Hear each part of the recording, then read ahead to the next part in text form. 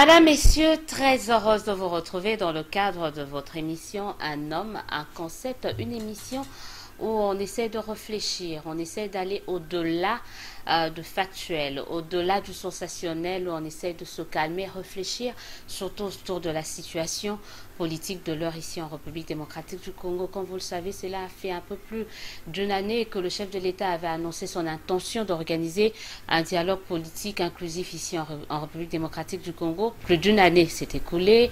Toujours pas ce dialogue. Aujourd'hui, on reparle de ces assises tant attendues, mais qui tardent à venir, sur fond d'un parallélisme que d'aucuns ont fait avec la résolution 2277. Et avec moi sur ce plateau, retrouver la personne qui va réfléchir avec moi sur ce parallélisme entre la résolution 2277 et le dialogue sur fond des assises de Jean-Val tenues en juin dernier à Bruxelles. Saluez, Madame, Messieurs, c'est un cadre de l'UDPS. Il est professeur agrégé, cadre de l'UDPS de la FUNA. Recevez avec moi ce soir Monsieur Dori Ndombi. Bonsoir et bienvenue. Bonsoir. Vous nous venez de l'extérieur, la diaspora.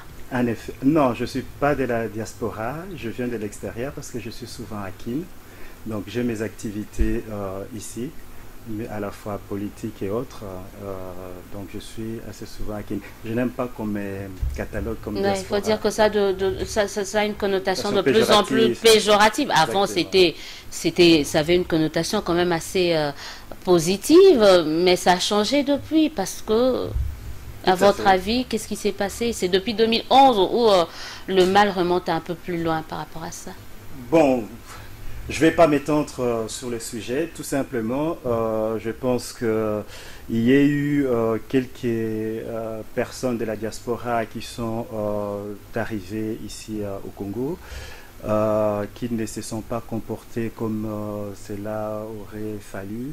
Au lieu d'apporter l'expertise qu'on pouvait attendre d'eux, bon, on a eu des abus, c'est pour ça on a ce petit décalage qu'il y a entre diaspora. Mais bon, ce qu'il faut aussi savoir, c'est que la diaspora est diverse.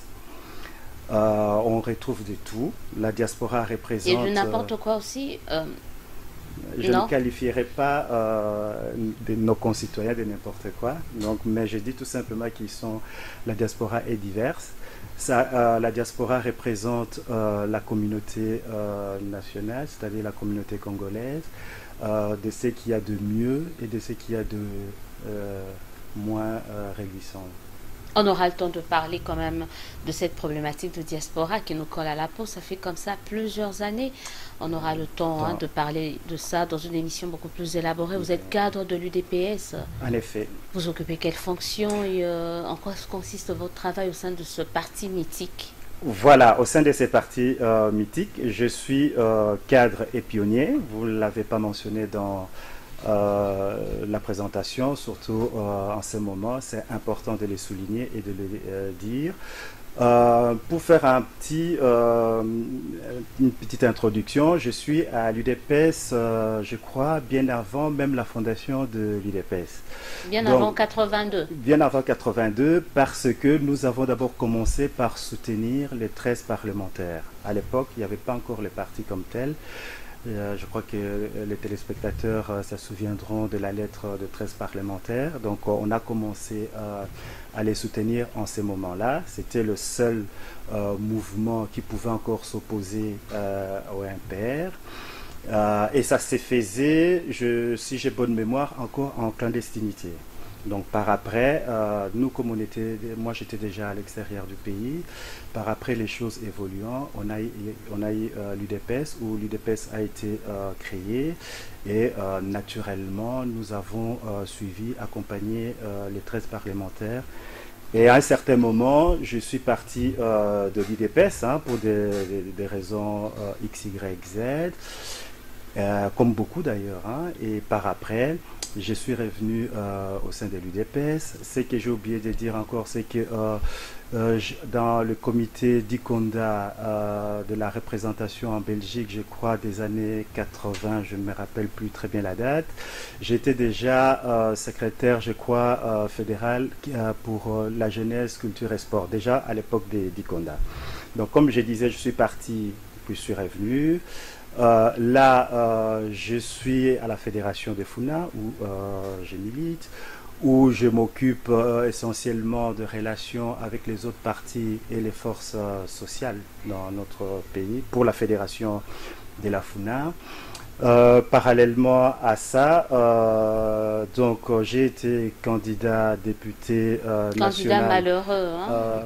Bon, Les élections de triste mémoire pour l'UDPS de 2011. On va pas rouvrir la boîte de Pandore. Vous savez très bien ce qu'Ngoy Mulunda nous a fait. Mais de toute façon, on arrive au terme de la mandature en question. Donc, on ne va pas revenir là-dessus.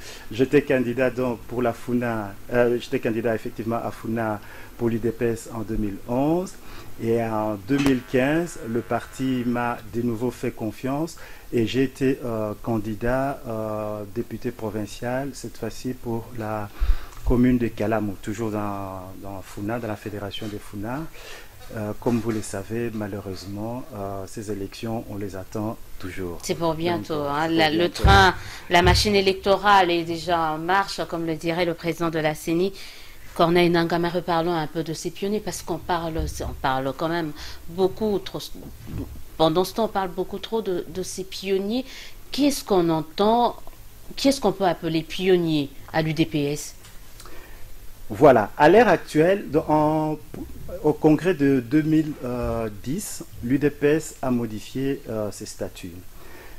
Si on prend les anciens statuts, l'article 80 et suivant organisait cette problématique des pionniers de l'UDPS. Il y avait des critères, on définissait qui pouvaient faire partie des pionniers et ainsi de suite. Il y avait les pionniers, les cofondateurs et les avant-gardistes. Voilà, c'était le statut qui a été modifié en 2010, au premier congrès de l'UDPS. Après ces congrès, nous avons maintenant d'autres statuts depuis 2010. Et dans ces statuts-là, je peux vous le certifier parce que je le connais assez bien. Il n'y a pas la problématique des pionniers. Les pionniers n'est pas réglementé de manière statutaire. Néanmoins, il y a un collectif qui a été fait, qui a été monté entre les pionniers du Congo et les pionniers qui sont à l'extérieur. C'est le seul collectif que le président a reconnu, le président Étienne Tshisekedi Wamulumba, et ces pionniers ont été même reçus par monsieur le président de l'UDPS. Donc je pense que la problématique des pionniers est simple. On ne peut pas se prévaloir d'être pionnier tout en étant en marge du parti, tout en étant en marge de la pensée, de la direction du président du parti. Donc, tout ce qui peut se prévaloir d'être pionnier actuellement, c'est les pionniers qui ont été reconnus officiellement par le parti. Il y a une charte qui existe, qui a été publiée. Moi-même, je suis ici mandaté par... parce qu'il n'y a pas de président, il n'y a pas par, je dirais, la direction ou les initiateurs de ces collectifs de pionniers de la Belgique, ici en Belgique, pour essayer de mettre un peu de l'ordre aussi dans toute cette problématique. Parce qu'il y a trop de cafouillage. Mais ça fait aussi partie, je crois que le cafouillage, c'est comme si le cafouillage est tellement organisé au sein de ce parti. Vous avez les pionniers par-ci, les parlementaires des beaux par-là, les combattants par-ci, et tout ça là, c'est pas toujours sous la coordination du président et chacun il va un peu de son côté. Hein. C'est ça aussi le problème au niveau de l'UDPS. Non, je pense que l'UDPS est un parti très organisé. Vous êtes sans ignorer que M. Étienne Tshisekedi Wamulumba, qui était à de nombreuses reprises ministre de la République et qui a une expérience assez conséquente dans ces pays, c'est organiser les partis. Les partis est très bien organisé. La seule chose qu'il y a, le parti, c'est comme la famille, c'est comme toute organisation où il y a des êtres humains. Vous savez, la matière la plus difficile à gérer, c'est les ressources humaines. Pour gérer les ressources humaines, il y a toujours des conflits.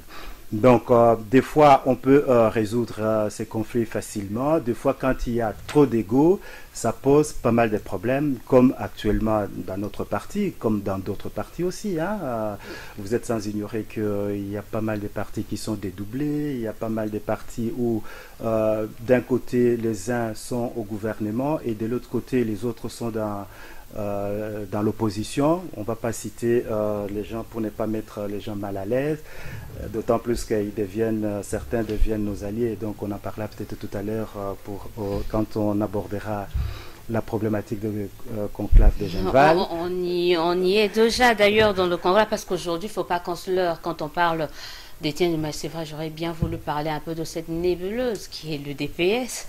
Nébuleuse, diront certains, même si c'est une connotation négative, mais personne n'arrive à bien cerner quand même ce premier parti, cette fille aînée de l'opposition. Mais on parle de Genval. Non, c'est très important, c'est très important ce que vous venez de dire là. Je dois quand même préciser certaines choses. Vous dites qu'il y a trop de problèmes, Non, il n'y a pas de confusion à l'UDPS. À l'UDPS, comme ailleurs, tous les partis sont régis par des statuts, sont reconnus. Il n'y a qu'un seul UDPS, c'est l'UDPS qui a eu son congrès en 2010. Et comme dans d'autres partis, il y a un président qui a été élu. Un président à vie, bon, d'accord. Un président qui ne veut pas qu'on touche à son fauteuil, mais qui demande à d'autres présidents de partir. Tout ça, c'est l'UDPS. On en parle parce qu'on reste avec Tshisekedi qui a réussi à faire son comeback. Alors non, que personne ne parce que c'est très important. Je ne peux pas vous laisser dire ça parce que je ne veux pas cultiver la confusion dans l'opinion, surtout pas en ces moments. Vous avez parlé de l'UDPS. On peut en parler si vous voulez, mais je voulais d'abord préciser qu'au sein de l'UDPS, il y a un chef, un seul, il n'y en a pas deux. Il a été élu par les militants du parti au congrès de 2010.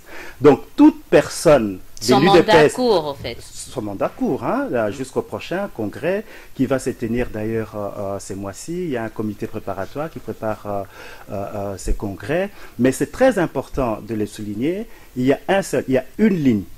C'est la ligne de M. Etienne Tshisekedi Mulumba, qui est le président qui a été élu.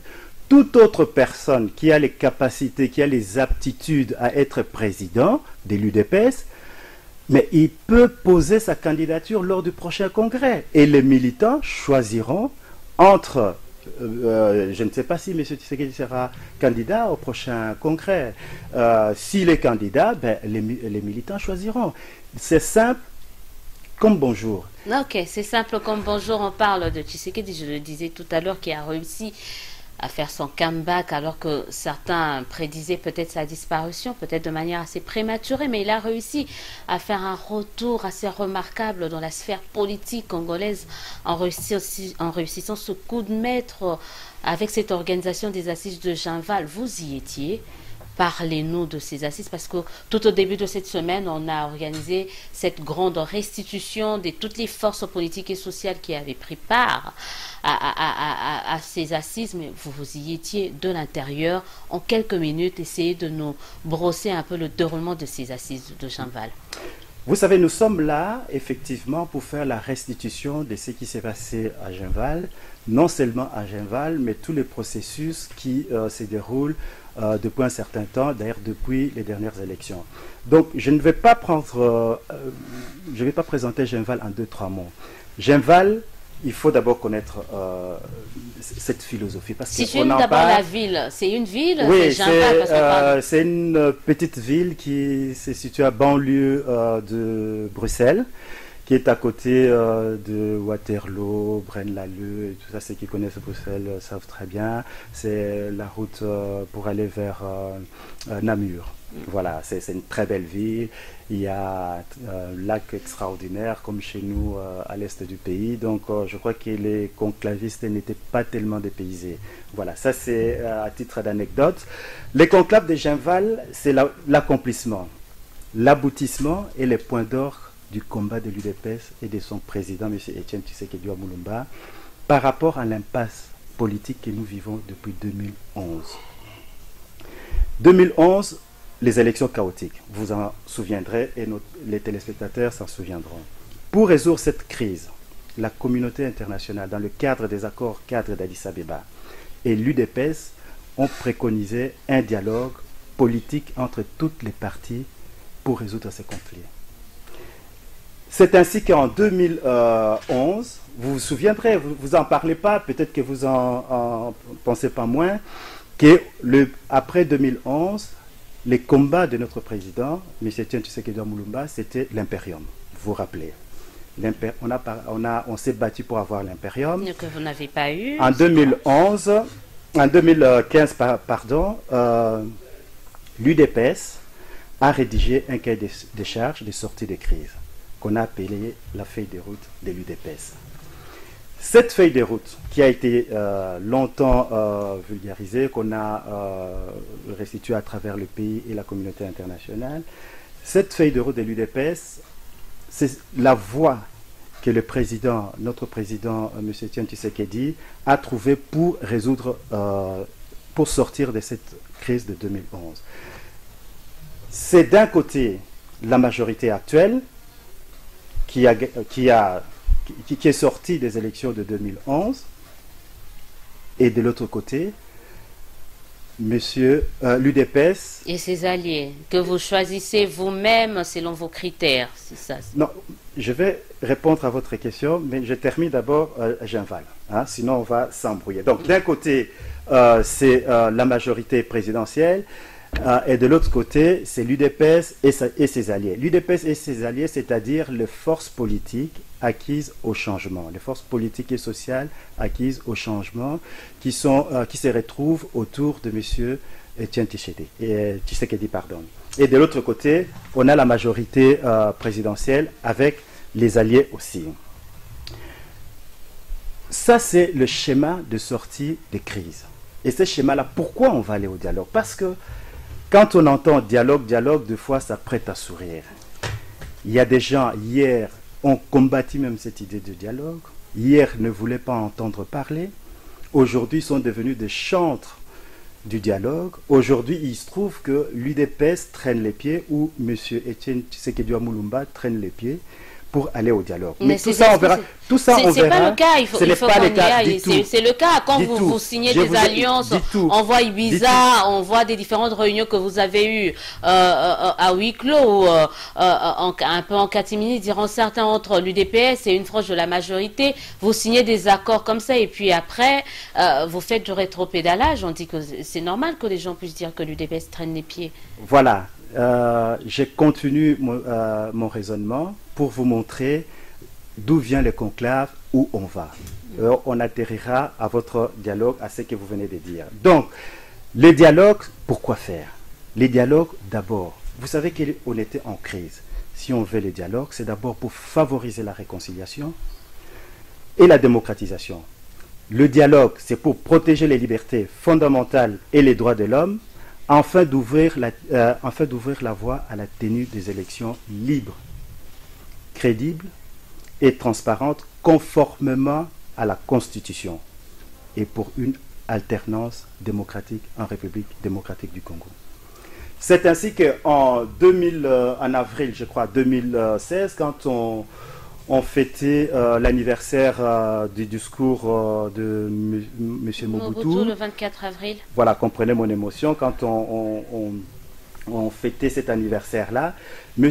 Etienne Tshisekedi avait lancé un appel à toutes les forces politiques et sociales acquises au changement, de se retrouver autour de son leadership pour pouvoir aller au dialogue, pour pouvoir résoudre la crise qui se trouve actuellement en République démocratique du Congo. C'est ainsi que cet appel a trouvé son point d'orgue, son aboutissement, sa concrétisation. En fait, c'est la concrétisation de l'appel de M. Etienne Tshisekedi Mulumba qui a conduit ces forces politiques et sociales à se retrouver à Genval. Genval n'est pas tombé du ciel comme ça. Genval, c'est un long processus. Les gens aujourd'hui parlent à tort et à travers, ne connaissent même pas les tenants ni les aboutissants. Nous n'avons, le président Etienne Tshisekedi n'a pas initié Genval aujourd'hui par rapport à ce qui va se passer demain, mais c'est un processus. Il y avait Imperium, Quand on n'a pas eu l'impérium, on a eu dialogue, sortie des crises. Et pour aller au dialogue, on s'est dit, il faut se regrouper autour de notre leader. Ceux qui voulaient venir, et vous l'avez dit tout à l'heure vous avez parlé qu'on a invité les gens à Catimini. On parle de différentes réunions qu'il y a eu à Ibiza, à Barcelone. On s'en souvient quand même. Avant, l'UDPS ne parlait pas de ses alliés. L'UDPS ne voyait que lui et la majorité de l'autre. Mais je crois qu'il a senti peut-être qu'à l'interne, il y avait que ça bougeait, qu'il était contraint de composer avec les autres. Non, ça, ce sont des approximations, des à peu près. Je ne vais pas vous laisser dire ça. Il ne faut pas confondre Genval. C'est juste des analyses. Oui, c'est pour ça je vais vous expliquer. Hein. Donc, nous ne devons pas confondre Genval, Monaco, Ibiza et Venise. Ça n'a rien à voir. Pour situer cette problématique-là, Ibiza, Monaco et Venise, ça c'était des pourparlers avec l'actuelle majorité présidentielle dans le cadre de préparation de ces dialogues. C'était, si vous voulez, les pré-dialogues. Le président a pris langue, comme on dit, avec nos adversaires politiques. Il a mandaté les gens pour pouvoir organiser, voir dans quelle mesure on pouvait amener ces dialogues. C'est ce qui s'est passé. Alors que conclave de Genval, ça c'est l'UDPS, le président Tshisekedi, avec les forces politiques acquises au changement, les forces politiques et sociales acquises au changement, qui se retrouvent autour du leadership de M. Etienne Tshisekedi et de quelques idéaux que nous avons en commun, pour pouvoir mettre... Genval a quoi? Genval a deux objectifs. D'abord, réunir toute l'opposition autour de M. Etienne Tshisekedi, avec quelques idéaux que nous avons en commun. Ensuite, c'est la mise en place de la résolution 2277. Non, je vous en prie. Oui, voilà. Donc, ces deux objectifs-là, et mettre ces résolutions dans une stratégie commune. Donc, le rassemblement est là pour que nous allions tous au dialogue, que nous parlons d'une même voix, que nous ayons la même stratégie, nous ayons les mêmes idéologies. Ces idées-là, c'est quoi que nous avons en commun? C'est l'alternance, c'est la démocratie, c'est la liberté individuelle, liberté des droits de l'homme, c'est ça. Donc c'est ça, parce que je voulais juste renchérir en disant par rapport aux résolutions, on va très rapidement parler des résolutions, parce qu'on doit essayer également de parler du parallélisme qu'il y a ou que vous faites entre la feuille de route de l'UDPS et les résolutions, la résolution 2277. Mais avant, parlons des recommandations ou des résolutions contenues cette fois-ci dans les assises de Genval. Non à un troisième mandat pour l'actuel président, oui pour les élections dans le délai. C'est quand même assez utopique, irréaliste, pendant que nous sommes à 5 mois de la fin de la mandature actuelle. On n'a pas encore un fichier électoral crédible. Vous ne pensez pas que ces résolutions n'ont pas tenu compte de facteurs, des différents facteurs sur le terrain ici en République démocratique du Congo, et encore que ça se tenait du reste à l'extérieur du pays? Ça se tenait du reste à l'extérieur du pays. Madame, vous avez dit tout à l'heure que l'opposition est venue du Congo, la majorité des conclavistes sont venus de Kinshasa. Ils maîtrisent, je crois bien, la problématique qui se trouve, la problématique de notre pays. Non, les résolutions du conclave, c'est les résolutions de bon sens. Rassurez-moi, j'espère que ni nos téléspectateurs, ni vous êtes pour un troisième mandat. Rassurez-moi. Je ne pense pas que les téléspectateurs, ni vous, ni les autres, sont pour la modification de la Constitution. Rassurez-moi, je ne pense que non. C'est de bon sens les résolutions de conclave de Genval. Qu'est-ce qu'on demande? On a dit non au référendum pour toucher à la Constitution. On a dit il faut libérer les prisonniers politiques, parce qu'il y en a dans ces pays. Il faut la liberté d'expression. Il faut que les gens de l'opposition puissent s'exprimer. Vous le faites. Je n'ai jamais, je dis pas les contraires. C'est ce qu'on veut.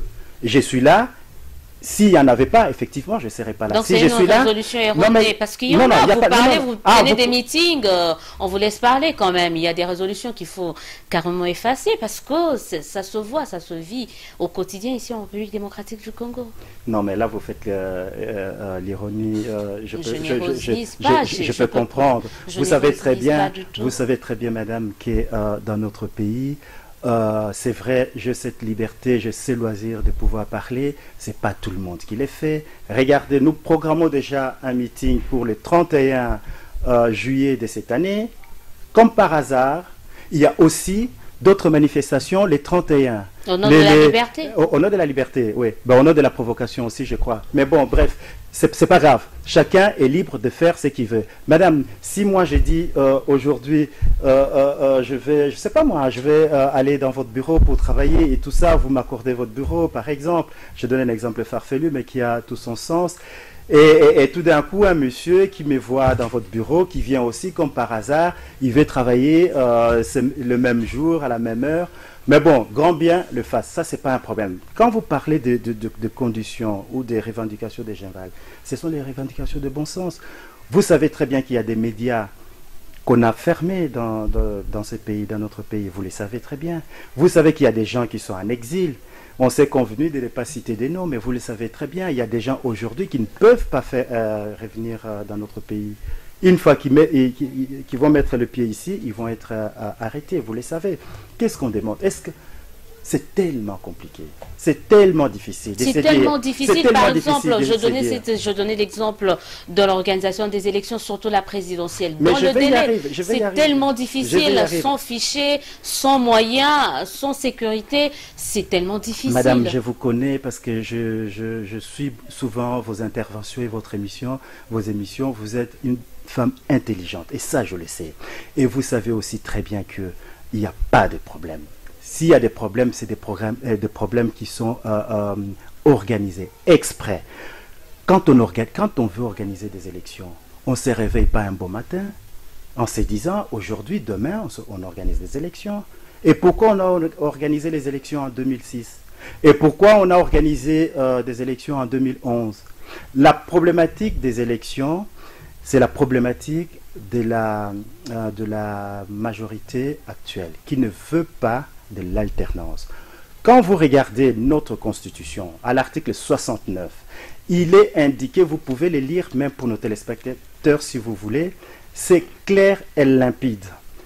Le chef de l'État, les gouvernements doivent donner tous les moyens aux institutions de la République pour que ces institutions fonctionnent.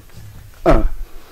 Quand vous prenez l'article 70, on dit que le président est là jusqu'à l'installation. Vous connaissez très bien élu au suffrage universel direct pour un mandat de 5 ans renouvelable une seule fois. Et l'UDPS respecte cette constitution à la lettre du premier point au dernier. Et une constitution d'un pays ne se lit pas partiellement. Une constitution, c'est un tout, c'est un ensemble. On ne peut pas s'accommoder des articles qu'on veut et laisser les autres. Mais nous, on veut que cet article-là soit respecté. Nous voulons que M. Kabila, et ça je vous l'ai dit, on connaît, hein, je vous l'ai dit clairement, nous voulons que M. Kabila reste jusqu'à l'élection du nouveau président élu, premier point. Et nous voulons aussi que l'article 73 soit respecté, c'est-à-dire 90 jours avant la fin du mandat du président actuel, son deuxième et dernier mandat, que les élections soient convoquées conformément à la Constitution. J'arrive, c'est important, laissez-moi finir juste ces points-là.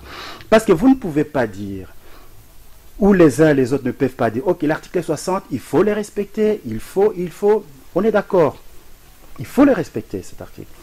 Il faut aussi respecter l'article 73, qui dit que les élections doivent être convoquées 90 jours avant la fin du mandat. Il faut aussi respecter l'article 69, qui dit que le président de la République, le gouvernement, doivent donner tous les moyens je dis bien tous les moyens aux institutions, notamment la CENI, pour que la CENI fasse son travail.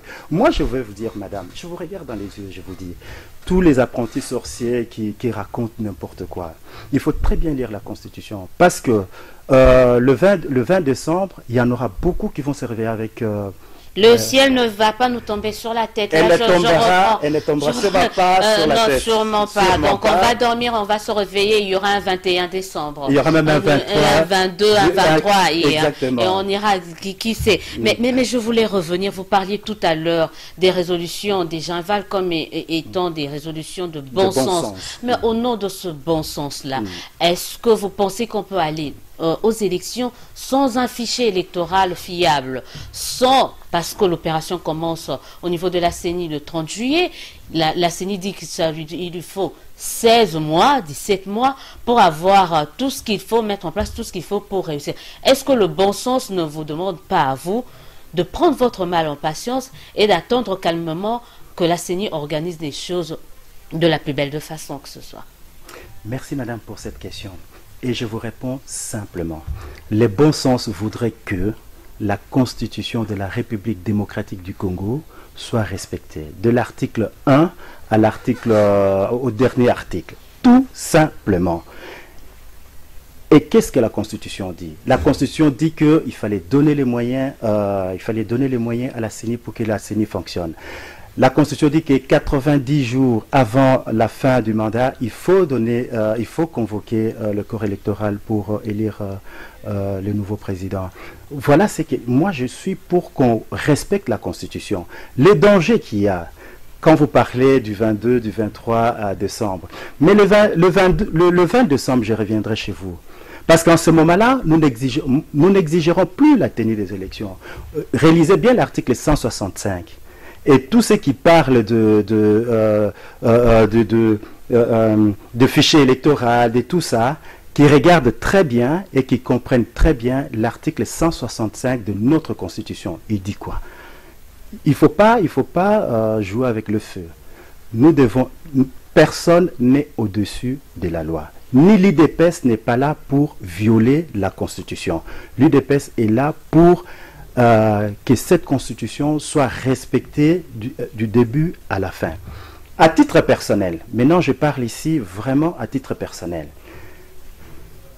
S'il arrivait que vraiment, par de mauvaise foi caractérisée, extraordinaire, on n'arrivait pas à résoudre ces problèmes des élections, mais c'est ce que l'UDPS avait préconisé, le dialogue politique entre toutes les parties prenantes pour pouvoir baliser. Tout à l'heure, je vous ai donné les objectifs de la feuille de route et on verra tout à l'heure aussi les objectifs de la résolution 22. Très rapidement, on y est, on en parle parce que là, mon réalisateur me dit que ça, c'est pratiquement la fin, mais en quelques minutes, faites-nous ce parallélisme-là, parce que vous avez eu à faire un travail entre la feuille de route de l'UDPS et la résolution 2277. Alors, je vous donne maximum 3 minutes pour nous faire ce parallélisme, parce que là, on me dit que c'est pratiquement à la fin, mais je crois que je reviendrai pour vous, pour nous pencher encore un peu plus par rapport à ça. Parlez-nous un peu de ce parallélisme que vous avez fait. Voilà.